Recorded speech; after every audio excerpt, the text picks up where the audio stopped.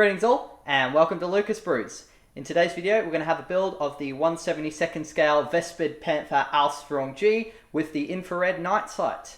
So I've previously done an inbox review of this tank where I also compared it to the Zvezda 1/72nd Ausf D and the 1/72nd scale Ausf A by Essie. So if you haven't seen those, go check them out. In today's video, we're going to start with building, then in part 2 we'll cover painting, and in part 3 weathering. After giving the titanic number of sprues in this kit a wash in some warm soapy water, I began to cut out and attach the suspension arms to the lower hull. They're all keyed so that you can fit them together without the suspension arms being at the incorrect angle. I cut out and attached the final drive cover as well as the idler wheel suspension arm before also adding the small return roller that's at the front of the tank and some of the suspension pieces. Assembly is pretty much the exact same on the opposite side. The only thing that's particularly fiddly is making sure that you have the correct suspension arms, as one set on the Panther tank faces forward while the other faces aft. I then cut out the rear armoured plate, and after using a needle to drill out the holes required for the exhaust system, I then glue it into place. At a later date, I plan to add a resin 3D printed interior, so I decided not to glue the upper hull piece, which is one unit, and instead use a bit of blue tack to hold it in place. There are quite a lot of small accessory parts that come separately moulded to be attached to the hull. This is pretty good because a lot of them are for specific variants of the Panther, so you can get quite detailed with what is included as the equipment for your vehicle. Some of the main things include a heatsink and also the bow machine gun, and a small piece that goes between the driver and the radio operator's hatch, which I believe is either for extracting fumes or possibly some sort of vision slit. I'm looking forward to whoever is able to answer what this part is in the comment section down below. There's also the option for 3 different stowage bins, and there were several parts that make up them. I did find that I forgot to drill out one of the holes for the rear of the engine deck, so I had to cut it off the stowage bin so that I could glue it into place. After the modifications, the stowage bins I selected fitted quite nicely to the rear armoured panel, although there were still many more details to come, including some extra parts for the stowage bins themselves, a small air intake on the top of the engine deck, some sort of handle or possibly a piece of the hand crank starter at the very bottom of the rear armoured plate, and many other accessories. After gluing the travel lock at the front of the tank in place, which was a little bit fiddly, I then put the driver and the radio operator's hatches into place, before adding on the D-shackles for the towing mounts, which I would later take off so they wouldn't get stuck while painting, and the small metal rail that holds the side skirts to the sides of the hull. Once those two had been attached, the only thing that remained was to add the exhausts, and also to add the various photo etched parts which are included in this kit. However, I decided I'd do all the photo etch last, so I moved on to assembling the turret. I cut out some of the larger parts and chose one out of the 3 mantlets based on the Panther tank that I was modelling, and then I began to assemble the elevation mechanism after I'd given all the parts a bit of a clean up with a knife and some sandpaper.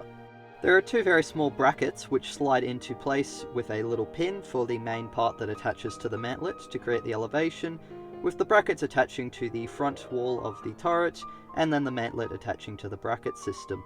It works okay, although it was a little bit fidgety to assemble. I glue the front plate for the turret onto its base, holding the roof and the sides in place to help line it up correctly, and then I decided on whether or not to use the metal or the plastic barrel. In the end, I decided to go with the plastic one because thanks to the really nice moulding, the detail was pretty much exactly the same, and it meant that it would be a little bit easier to glue them together. I sanded up some of the excess seam line on the barrel before gluing it onto the mantlet, and then started to glue the smaller details onto the turret, such as the small hooks for lifting it off the roof of the tank for maintenance, and the enormous amount of vision slots on the cupola. Once all the vision slots had been tweezed into place, I added some of the handles at the rear of the turret for helping the crew climb up onto the deck, the small rail that runs along the edge of the cupola, the commander's hatch, and a few bolts that go on the side of the mantlet which were moulded onto the sprue frame. I decided for the exhausts to go with the late war flame dampener exhausts, which had a little bit of a turbine fitted to the end to help reduce visible flames coming out of the exhaust system with the Panther. After that, I used a pair of scissors to cut out some sheets of polystyrene to create an interior wall for the turret, which would later be filled with the resin 3D printed details when I eventually get around to designing and printing them. I glued the sheets into place and trimmed them down to make sure they fitted, and I used the turret sidewalls and roof piece as a jig to help line them up. And with the inner walls in place, it was time to add the photo etch details. Now, admittedly, I don't have an awful lot of experience with the photo etch details, but I decided to still crack on and have a go anyways.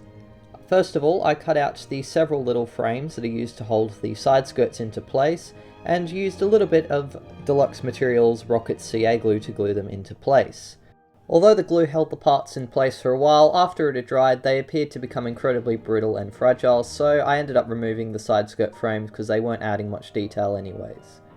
I then cut out the shield that goes on top of the mantlet, the frames for the exhausts, and used a pair of tweezers to bend them into place, and also some extra parts that go on the stowage bins for added detail.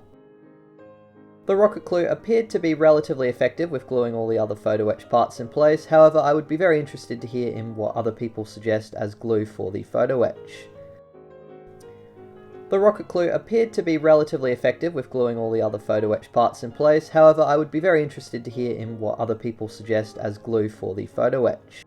I decided to make life easier, I would paint the road wheels while they were on the sprue, and also paint the exhaust grille covers that were done in photo etch while they were still on the fret. As a result, once all of the photo etch that I wanted to glue to the hull was in place, I then assembled the idler wheel and the sprocket wheel, and with that, the model was ready to receive some paint, which is what we'll be covering in the next video. So, thank you very much for having a watch of this one. I do hope you enjoyed it. If you did, please be sure to leave a like, and feel free to leave any suggestions or questions in the comment section down below. Big shout out as always to my wonderful patrons for helping me fund my videos, and also to Tectonic Hobbies for providing me this kit at a very slight discount. That's it for now, but until the next video, model on!